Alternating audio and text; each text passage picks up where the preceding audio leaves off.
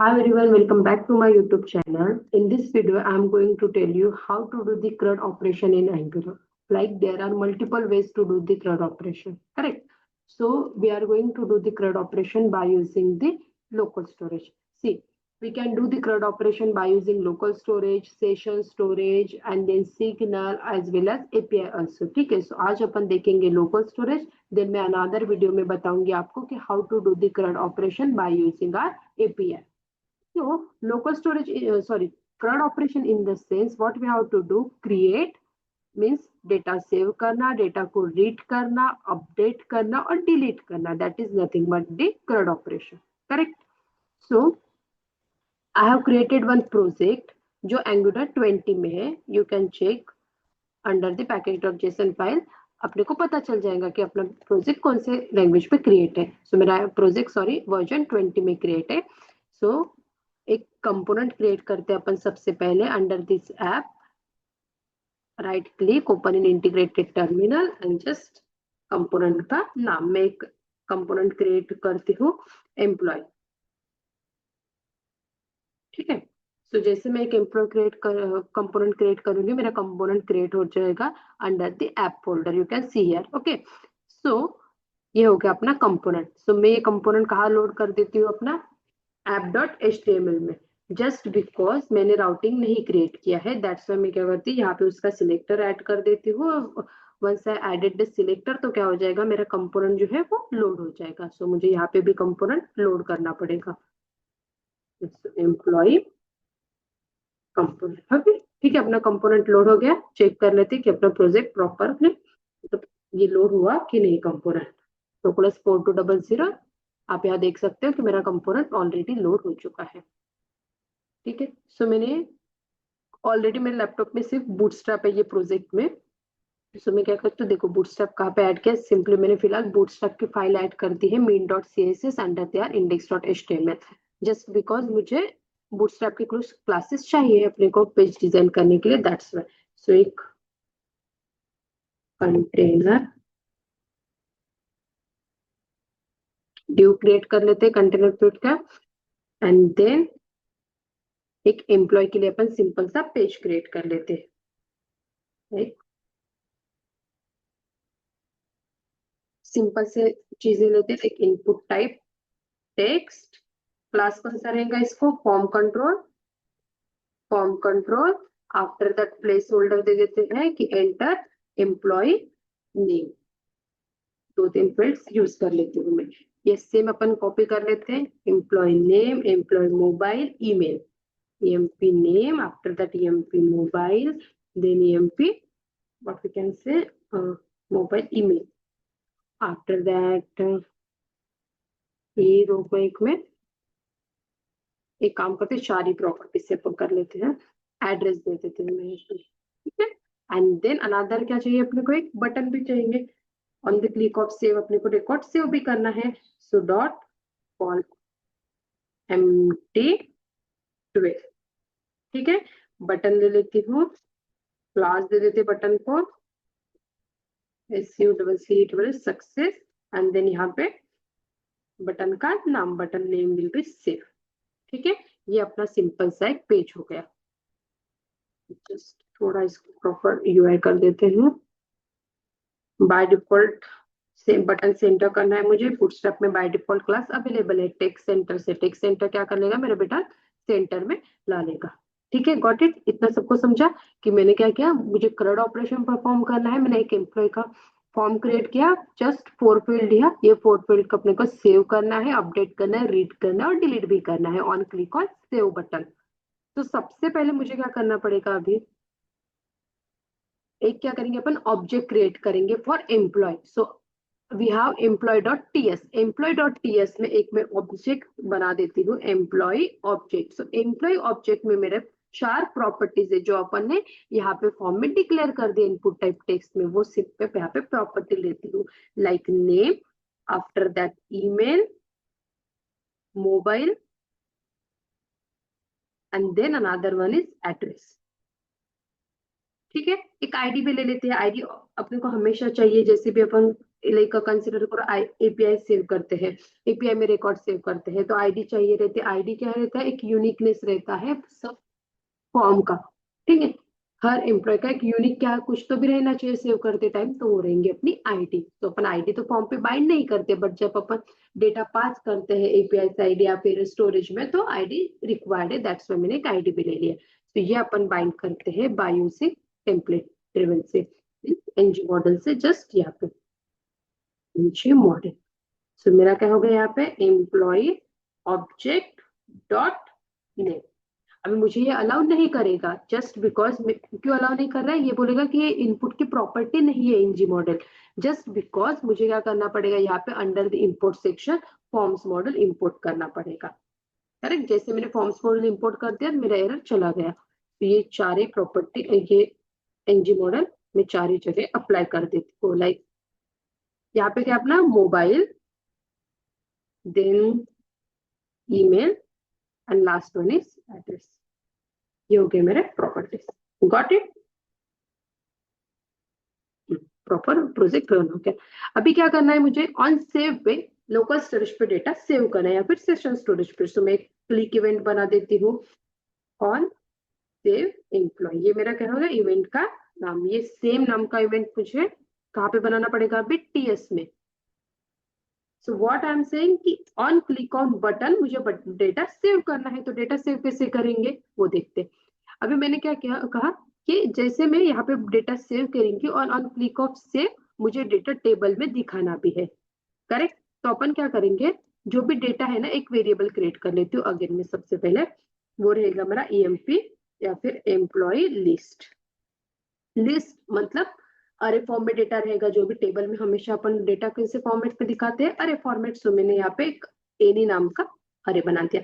Just because मैंने any यहाँ पे इसलिए लिया क्योंकि मैंने ना क्रिएट किया इंटरफेस ना क्लास।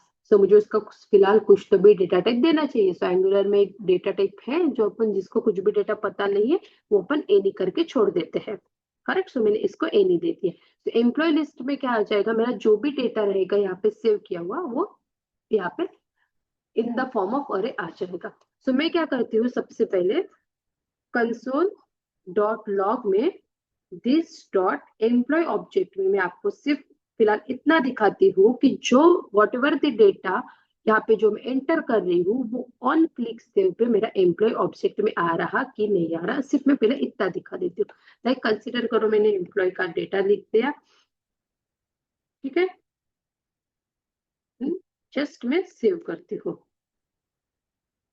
क्या होगा, ऑन क्लिक ऑन सेव मेरा सब डेटा प्रॉपरली जिस पे जो फील्ड असाइन किया था वो आ गया, with ID 0। By default ID अपन ने ऑब्जेक्ट में 0 रखा है, इसलिए कहाँ पे आ गया मेरा सब डेटा, एम्प्लॉय ऑब्जेक्ट में आ गया।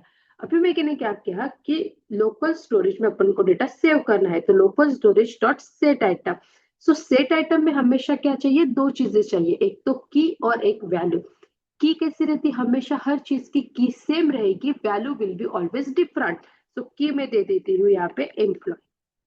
ठीक है, अभी इसको वैल्यू भी कुछ तो भी देना है, तो मैं यहाँ पे एम्प्लॉय ऑब्जेक्ट भी सेव कर सकती हूँ, बट मैं एम्प्लॉय ऑब्जेक्ट क्यों सेव नहीं करती वो भी बता रही हूँ मैं। अभी देखो क्या होगा, एम्प्लॉय ऑब्जेक्ट में इसलिए यहाँ पे सेव नहीं कर पाऊंगी क्योंकि जैसे भी मैंने एम्प्लॉय ऑब्जेक्ट सेव किया, तो एट ए टाइम सिंगल ही ऑब्जेक्ट सेव होगा मेरा। यहाँ पे जैसे मैंने आपको शोकेस किया है, ये क्या हो गया मेरा सेम सिंगल ऑब्जेक्ट, ये मेरा सेकेंड ऑब्जेक्ट, ये मेरा थर्ड फोर्थ। मुझे सिंगल सिंगल डेटा सेव करना है क्या, ऑब्वियसली नहीं ना, क्योंकि सिंगल डेटा में सेव करूंगी तो मैं टेबल पे डेटा दिखा पाऊंगी क्या, नहीं, मुझे अरे फॉर्मेट में डेटा सेव करना है।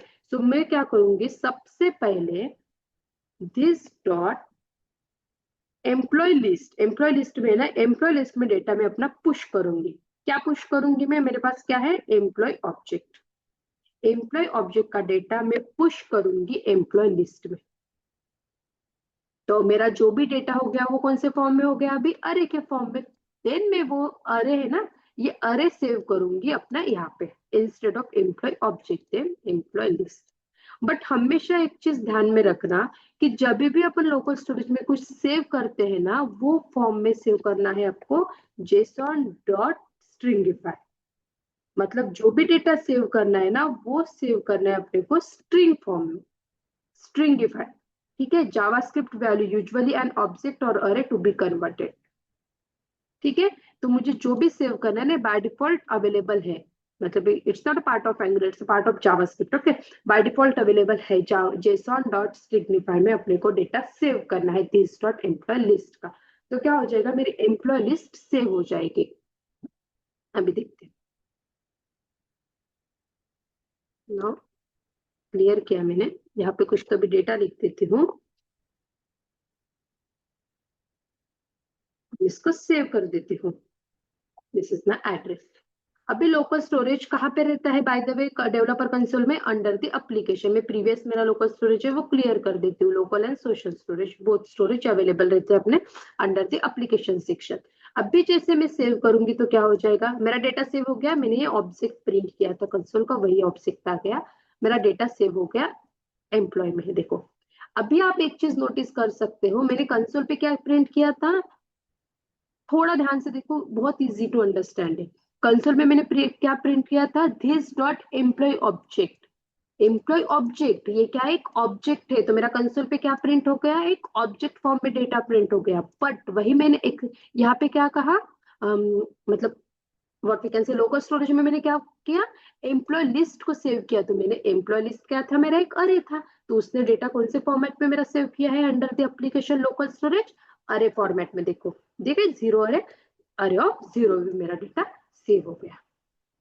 गॉट इट, कि कैसे मैंने डेटा सेव किया है। अभी यहाँ पे एक और ट्विस्ट है, वो ट्विस्ट मैं आपको आफ्टर द डेटा मतलब टेबल पे शोकेस करती हूँ, देन मैं उसको ट्विस्ट बताती हूँ कि क्या ट्विस्ट है। सबसे पहले एंजॉय इट कर देते। अभी आपको सबको एंगुलर पता होगा, तो सबको पता है कि जब भी अपने को मतलब by default what we can say data दिखाना है, तो एक तो अपन एंजॉय मतलब पेज लोड पे दिखाना हो तो एक तो एंजॉय इट यूज करते या फिर कंस्ट्रक्टर यूज करते। ठीक है, तो मैं यहाँ पे रीड कर लेती हूँ, कॉन्स्ट इस डाटा अवेलेबल है करके एक वेरिएबल लिखती हूँ। सबसे पहले मैं क्या कर रही हूँ कि लोकल स्टोरेज में मेरा डेटा अवेलेबल है क्या, मैं वो चेक कर लेती हूँ। So local storage dot gate item, gate item में हमेशा क्या एक ही चीज देनी पड़ती है, गेट कर रहे सेट में दो चीज सेट करते, गेट में एक ही चीज गेट करते। तो हमेशा ध्यान रखना कि जो सेट में की सेव की थी वो ही गेट में लिखना है, एज इट इज कॉपी करना। हाथ से लिखोगे तो हो सकता है कॉपी मिस्टेक हो जाए, मतलब टाइपो मिस्टेक हो जाए तो इश्यू आएगा। ठीक है, तो मैंने क्या चेक किया कि कॉन्स्ट इज डेटा अवेलेबल। अभी हमेशा याद रखना, अगर लोकल स्टोरेज में डेटा अवेलेबल नहीं है तो वो हमेशा रिटर्न करता है नल। देखो अपन हमेशा कंडीशन लगाते हैं ना, लाइक डेटा इज अवेलेबल, नल है, अनडिफाइन है, और what you can say empty है। वैसे ही क्या करते हैं लोकल स्टोरेज में, अगर डेटा अवेलेबल नहीं है तो हमेशा वो रिटर्न क्या करेगा, नल रिटर्न करेंगे, अदर देन नल वो कुछ भी रिटर्न नहीं करेगा। तो मैं चेक कर रही हूँ कि डेटा अवेलेबल है क्या, डेटा नल है क्या। अगर डेटा नॉट नल है, मतलब मेरा डेटा नल नहीं है, तो मैं क्या करूंगी, दिस डॉट एम्प्लॉय लिस्ट में डेटा मेरा जो भी उधर से मिल रहा है मुझे वो असाइन कर दूंगी। कहाँ पे असाइन करूंगी, एम्प्लॉय लिस्ट को क्या असाइन करूंगी, इस डेटा अवेलेबल, क्योंकि इस डेटा अवेलेबल में मेरा पूरा डेटा आ गया। अभी थोड़ा सा ट्विस्ट यहाँ पे एक ये आएगा कि जब अपन ने डेटा सेव किया था वो कौन से फॉर्म में सेव किया था, जेसॉन डॉट स्ट्रिग्निफाई, करेक्ट। सो जैसे ही अपन डेटा ले लेते हैं ना, उसको कन्वर्ट करना पड़ता है अपने को जेसॉन डॉट पार्स। ठीक है, जेसॉन डॉट पार्स में मैंने क्या कर दिया, डेटा मेरा कन्वर्ट कर दिया। अभी मेरा एम्प्लॉय लिस्ट में मेरे जो भी डेटा अवेलेबल होगा वो in the form of list data, मतलब अरे के फॉर्म में आ जाएगा। अगेन एक बार इसमें करके देखते हैं, कंसोल चेक करते लगे तो देखो, ऑन पेज लोड पे मैंने क्या किया, जैसे ही पेज लोड में ऑन इनिट लिखा है, ऑन इनिट पे मेरा एक अरे डेटा सेव था, तो एक अरे का रिकॉर्ड मेरा आ गया। सो यही अरे का डेटा मुझे अभी शोकेस करना है in the form of list. तो सबसे पहले क्या करते हैं, एक लिस्ट टेबल क्रिएट कर देते, डॉट रो, मैंने ना डायरेक्टली टेबल ही ले लेते, टेबल क्लास भी देते हैं टेबल, और इसको लिखते हैं टी हेड।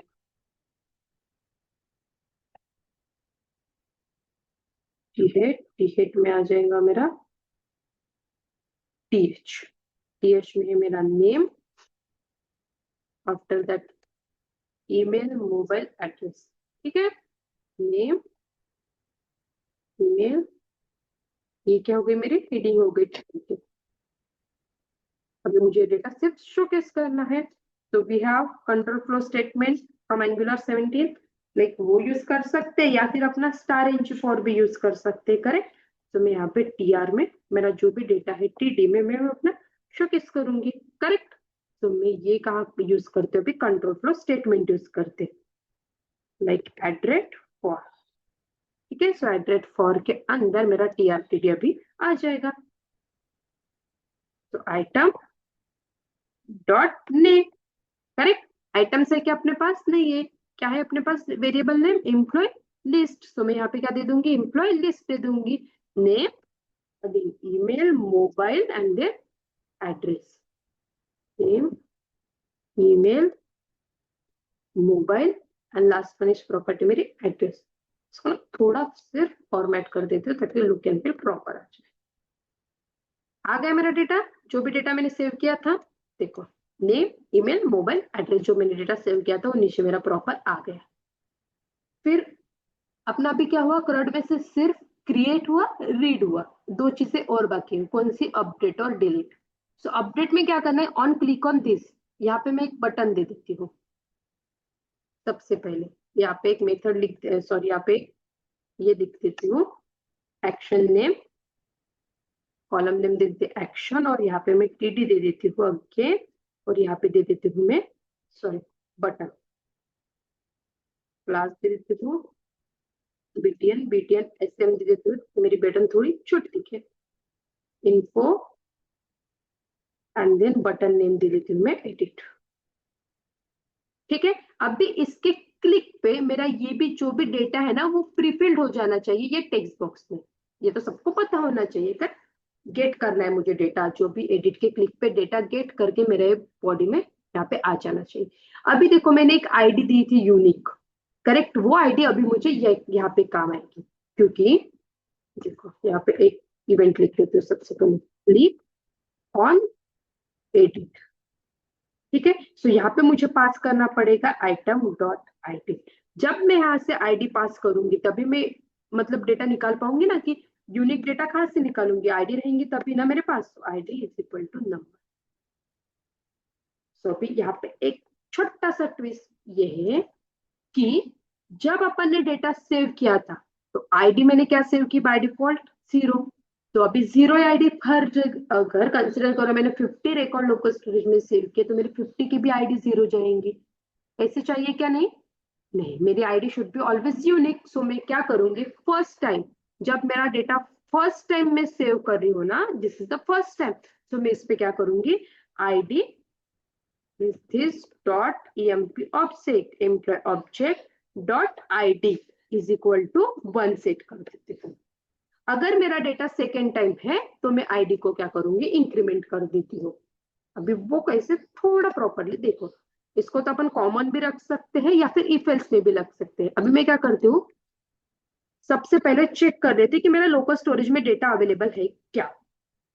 अगर अवेलेबल है दैट मीन्स मेरी आईडी 1 आएंगी क्या, नहीं, मतलब लोकल स्टोरेज में डेटा अवेलेबल है दैट मीन्स क्या, ऑलरेडी कुछ तो भी अवेलेबल है डेटा, बट नल है, मतलब फर्स्ट टाइम मैं रिकॉर्ड ऐड कर रही हूँ। इन केस मेरा लोकल स्टोरेज नल है, मतलब क्या हो जाएगा, मैं फर्स्ट टाइम डेटा एंटर कर रही हूँ। जब अगर मैं फर्स्ट टाइम डेटा एंटर कर रही हूँ तो मेरी आईडी क्या रहेंगी, 1, जो मैंने सेट की है। अगर मैं फर्स्ट टाइम डेटा एंटर नहीं कर रही हूँ, ठीक है, सेकेंड टाइम डेटा एंटर कर रही हूँ तो वो एल्स में जाएगा, ठीक है। तो मैं यहाँ पे क्या कर देती हूँ, इसके लेंथ निकाल देती हूँ, +1 कर देती हूँ, तो मेरी कुछ तो भी आईडी यूनिक हो जाएगी। फॉर्मेट सिलेक्शन, ठीक है, अभी मेरी क्या हो गई, आईडी यूनिक सेव हो जाएगी। सिंपल सा ये है ऑन सेव एम्प्लॉय। अगर मेरा data first time local storage पे सेव हो रहा है, मतलब लोकल स्टोरेज पूरा एम्प्टी है, तो मैंने आईडी सेट की 1। अगर मेरा डेटा ऑलरेडी लोकल स्टोरेज में प्रेजेंट है, मतलब मेरा लोकल स्टोरेज एम्प्टी नहीं है, तो वो यहाँ पे आ जाएगा और लेंथ लेके उसको इंक्रीमेंट कर देगा 1 से, तो मेरी आईडी यूनिकनेस हो जाएगा।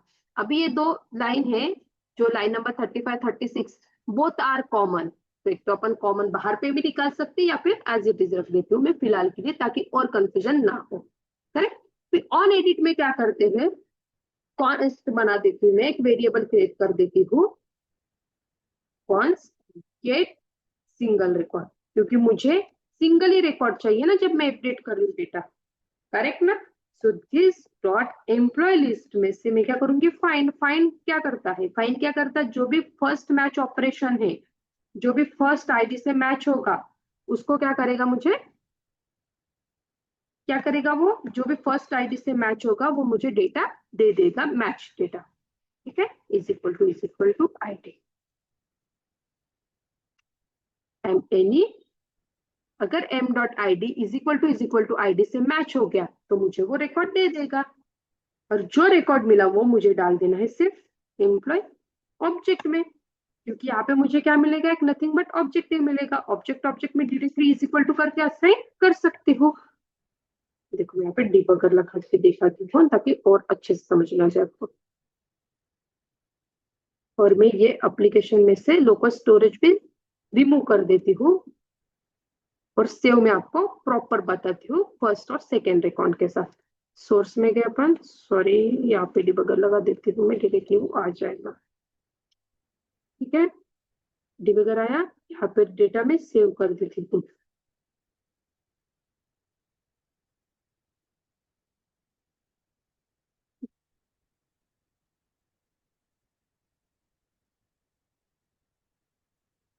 ठीक है, ऑन क्लिक ऑन सेव पे देखो, डिबगर सॉरी यहाँ पे एक्टिव नहीं था, देखो मेरा बंद था डिबगर। ठीक है, दोबारा और इसी को मॉडिफाई कर देती हूँ।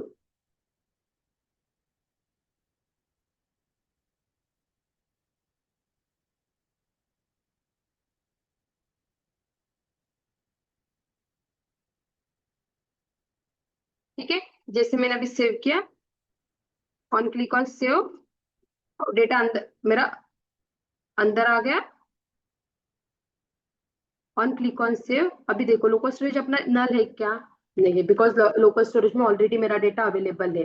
मैंने जो फर्स्ट रिकॉर्ड मेरा लाडो के नाम से सेव किया था वो ऑलरेडी रिकॉर्ड अवेलेबल है, तो मेरा नल नहीं है, इसलिए वो नल में गया ही नहीं। अंदर गया, उसने लेंथ निकाल दी कि लेंथ कुछ तो भी आ गई मेरी, अच्छा इसने पूरी लेंथ निकाल दी, उसको +1 किया। ठीक है, अपने को सिंगल लेंथ चाहिए था, बट उसने क्या किया कि इसका स्ट्रिंग था ना, तो स्ट्रिंग फॉर्मेट में एक एक नाम को, मतलब जैसे LADO, इसको प्लस प्लस जीमेल को इसको ऐसे ऐड किया और उसकी लेंथ निकाली, +1 कर दिया, पुश कर दिया, लोकल स्टोरेज में सेव हो गया मेरा डेटा। देखो मेरे लोकल स्टोरेज में सेकेंड रिकॉर्ड सेव हो गया।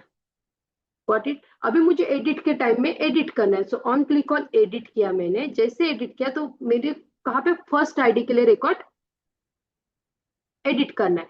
अभी एमपी लिस्ट में उसने देखा कि 2 रिकॉर्ड है मेरे पास, करेक्ट, बट वो अभी कहाँ से मैच करेगा, जो मैंने आईडी पास किया ना ऑन एडिट पे, वो तो ऑन एडिट पे मेरी एक आईडी 1 है, वो एक आईडी है 84, तो 1 आईडी से मैच करेगा क्योंकि मैंने यहाँ पे 1 आईडी पास की। सो 1 इज इक्वल टू 1, 1 मिल गया। तो मेरा एम्प्लॉय ऑब्जेक्ट में जो भी मेरा रिकॉर्ड था वो मिल जाएगा, मिला, और वो बाय डिफॉल्ट प्रीफिल हो गए, आ गया मेरा यहाँ पे। गॉट इट, इतना समझा कि डेटा रीड कैसे करना है और उसको यहाँ पे स्टोर कैसे करना है, करेक्ट। अभी एक यहाँ पे ऐसे जैसे ऐसे मेरा डेटा प्रीफिल्ड होके आ गया ना, तो इंस्टेड ऑफ सेव मैं उसको अपडेट कर देती हूँ ताकि कंफ्यूज भी ना हो जाए कि अपन क्या कर रहे हैं। तो अब अपडेट करना है तो एक सिंपल क्या करेंगे, इस अपडेट में एक फ्लैग ले लेती हूँ, boolean is equal to by default false ही कर देती हूँ। इसको सिर्फ मैं ट्रू कहा कि क्लिक कहाँ करूंगी, इस पे जैसे मैंने एडिट के बटन पे क्लिक किया तो मुझे ऑब्वियसली इसको ट्रू करना है, तभी समझेगा ना अपना डेटा प्रीफिल्ड हो गया, और इंस्टेड ऑफ सेव मुझे अपडेट शोकेस करना है। एक ये बटन थी, इसी को मैं एक और बटन दे देती हूँ, बटन नेम रहेगा मेरा सिर्फ अपडेट।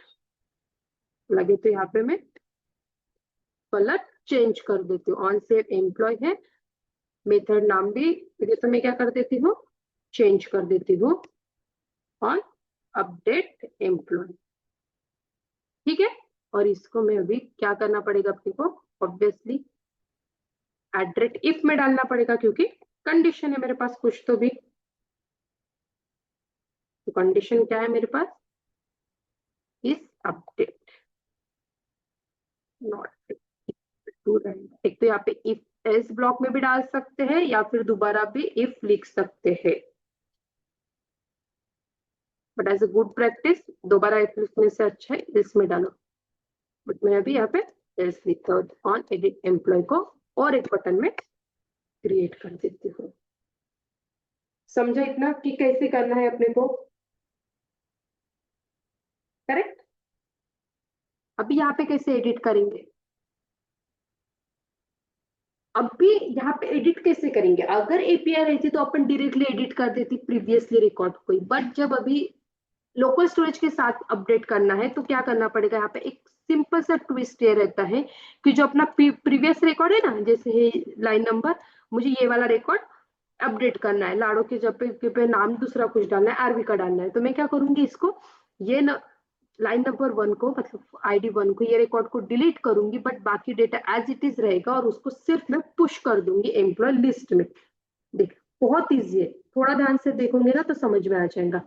सिर्फ यहाँ पे क्या करती हूँ मैं, मुझे एक आईडी लगेंगे कि मैं किसका डेटा अभी अपडेट कर रही हूँ, वो आईडी नहीं है ना मेरे पास, तो एक यहाँ पे ग्लोबल वेरिएबल बना देते हैं अपन, ईएमपी आईडी, सिर्फ एक ग्लोबल वेरिएबल बना देती हूँ मैं, डेटा टाइप दे देती हूँ नंबर इक्वल टू 0। ठीक है, और ये आईडी में अपने पास जब एडिट करते तो आईडी मिल जाती है कि किसका रिकॉर्ड अपने को एडिट करना है, इसको सिर्फ यहाँ पे स्टोर कर देती हूँ। इतना समझा हो, क्लियर होगा, क्योंकि मुझे आईडी चाहिए ना कि किसका रिकॉर्ड, विच एम्प्लॉय का रिकॉर्ड मुझे अपडेट करना है, इसलिए मुझे ग्लोबल वेरिएबल बना और उसमें वो मैंने आईडी डाल दी। अभी उसको सिर्फ ये करना है अपडेट, तो कॉन्स्ट फाइंड रिकॉर्ड, एक वेरिएबल बना देती हूँ मैं, is equal to this dot employee list से जो भी अपन रिकॉर्ड, जब भी अपने को फाइंड कुछ लगाना हो तो ऑब्वियसली अपन अरे पे ही लगाते हो। अपने पास एक और है, जैसे फाइंड है वैसे फाइंड इंडेक्स है, फाइंड इंडेक्स क्या करेगा, उसका मैचिंग इंडेक्स निकाल के देगा, करेक्ट। तो एम कोलन एनी किससे, मुझे एम डॉट आई डी से मैच करना है। मेरे पास यहाँ पे आईडी नहीं थी, जब भी क्या कहता है मेरे पास ऑन एडिट में यहाँ से आईडी थी, तो इसलिए मैंने यहाँ से डायरेक्टली कंपेयर कर पाई। अब यहाँ पे थे एडिट मतलब सेव अपडेट के बटन पे कहाँ से मुझे आईडी मिलेगी ना, इसलिए मुझे यहाँ पे आईडी स्टोर करना पड़ा था। ये रीजन था कि यहाँ पे मुझे आईडी क्यों स्टोर करनी पड़ी थी। ठीक है, यहाँ पे मुझे रिकॉर्ड मिल गया, सो मुझे क्या करना है, सिर्फ एक चीज करनी है कि दिस डॉट एम्प्लॉय लिस्ट में से स्प्लाइस क्या करता है, स्प्लाइस क्या करता है कि पुराना रिकॉर्ड डिलीट करता है और नया मतलब जो भी मुझे नॉट नया रिकॉर्ड अपडेट करता है, बट स्प्लाइस क्या करता है कि इनकेस मुझे कोई रिकॉर्ड डिलीट करना है तो मैं by using splice record delete कर पाऊंगी, करेक्ट। स्प्लाइस का काम ही वही है, रिकॉर्ड डिलीट करना, तो मैंने क्या किया कि वो उसको क्या करना है, ये रिकॉर्ड फाइंड करना है एम्प्लॉय लिस्ट में से ये आईडी का पर्टिकुलर और उसको डिलीट कर देना है। जैसे मैंने डिलीट किया वैसे मुझे और एक काम करना है, वो काम ये है मेरा कि एम्प्लॉय लिस्ट में मुझे दोबारा डेटा पुश करना है, क्योंकि मैंने क्या किया, मेरा पुराना रिकॉर्ड ही मिटा दिया, पुराना रिकॉर्ड मिटा दिया तो वैसे भी क्या नहीं, मुझे सेव भी करना पड़ेगा ना उसको, तो मैं एम्प्लॉय ऑब्जेक्ट, क्योंकि ये जो मेरा डेटा बाइंड है यहाँ पे सब प्रॉपर्टी जो भी टेक्स्ट बॉक्स में, वो कहाँ से प्रॉपर्टी बाइंड है, एम्प्लॉय ऑब्जेक्ट से, तो मैंने वो एम्प्लॉय ऑब्जेक्ट को अगेन मैंने पुश कर दिया एम्प्लॉय लिस्ट में। ठीक है, एज इट इज पुश हो गया, पुश होने के बाद ऑटोमेटिकली सेव हो जाएगा, और जैसे पुश हो गया तो मुझे इस अपडेट था अपने पास, उसको क्या करना पड़ेगा, फॉल्स कर देना पड़ेगा, क्योंकि वो अपडेट की बटन बाय डिफॉल्ट मेरा पेज रिफ्रेश होके सेव पे चली जाएंगी, इसलिए दिखा देते। एक और चीज कर सकते थे अपन जो मैंने नहीं किया, मतलब डायरेक्टली दो एक ही सेकंड का काम है, वो मैं बता देती हूँ कि वो काम ये है कि जब भी अपन कुछ भी डेटा यहाँ पे सेव करते हैं, करेक्ट, और सेव करने के बाद सेव हो गया मेरा रिकॉर्ड, यहाँ पे आ गया थर्ड, तो क्या होना चाहिए, ये जो टेक्स्ट बॉक्स है ना वो बाय डिफॉल्ट एम्प्टी होना चाहिए। कोई भी मतलब कहीं पे भी ये वेल स्ट्रक्चर ही रहता है, प्रीवियस से जब भी कुछ डेटा सेव हो जाए तो प्रीवियस वन वाला मेरा एम्प्टी होना चाहिए, तो मैं यहाँ पे उसको एम्प्टी करा देती हूँ ऑब्जेक्ट को।